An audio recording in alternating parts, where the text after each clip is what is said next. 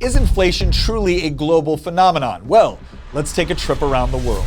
Canada, 6.8% inflation. Australia, 7.3%. The United States, 7.7%. Germany, 10%. The United Kingdom, 11.1%. Turkey, 85.5%. Argentina, 88%. Venezuela, 156%. And Zimbabwe, 255% inflation. It seems like inflation is in fact a global phenomenon, or at least that's what these people have to say about it. Inflation isn't just this US phenomenon. The problem is a global one. This is a global problem. Global phenomenon? Global phenomenon. Clearly a global phenomenon.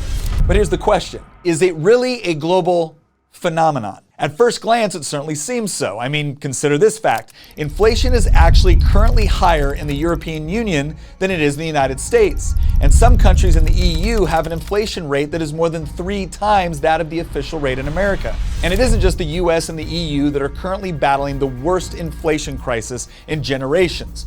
Inflation appears to be running out of control in countries all over the world.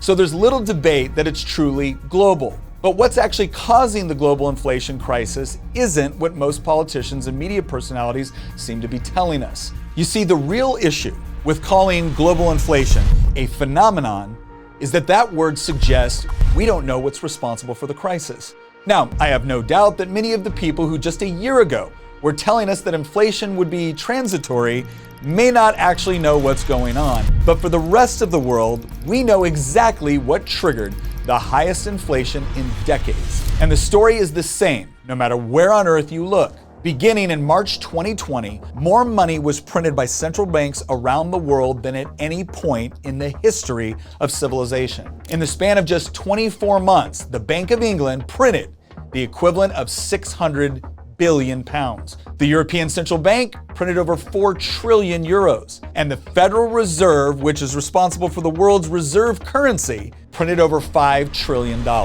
You see, the reason inflation is a global crisis is because central banks all over the world each engaged in the same set of policies. They lowered interest rates to near zero and let the money printers run on overdrive. And together, central banks around the world printed a staggering $11 trillion in just 2020 alone. That's more money than the entire economies of Canada, France, the United Kingdom, and India combined.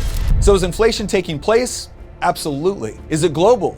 Yes. Is it a phenomenon? No, because there's no mystery about what has actually caused it. If you allow central banks to constantly manipulate interest rates and print out money whenever they feel like it, you're gonna have inflation. So the only real question is, why are so many politicians and media outlets trying to convince us that this is more complicated than it actually is?